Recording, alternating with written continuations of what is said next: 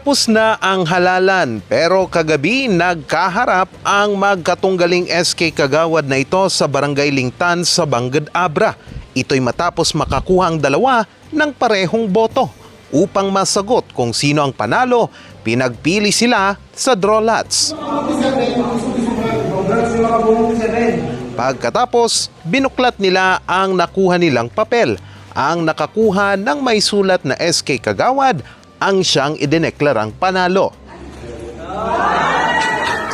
Ang kandidato namang ito sa pagkapunong barangay ng nagtupakan sa bayan ng Lagangilang, tila nanalo sa loto sa tuwa nito.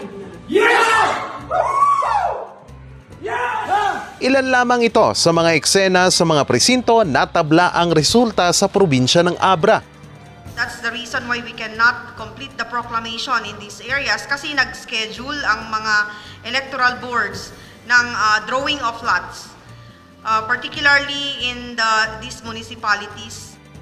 Aabot sa 7 barangay sa Abra ang naantala ang pagproklama ng mga nanalo dahil sa tablang resulta sa iba't ibang posisyon. Ang ibang kandidatong nakakuha ng tablang resulta, hiniling na paghatian ang termino.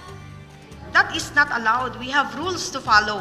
Pag merong tie, kailangan i-drawing of lots. And if they don't agree with that, then they should file a protest. That is the remedy. Hindi subject sa agreement.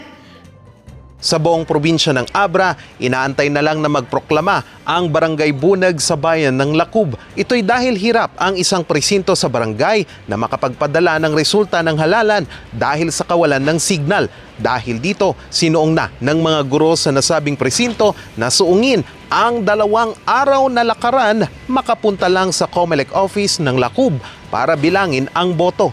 Sa kabuuan, masasabi pa rin ng COMELEC Abra na matagumpay at mas payapa ang halalan ngayon kaysa sa mga nakaraang taon. Charles Nicolimon para sa Luzon Headlines.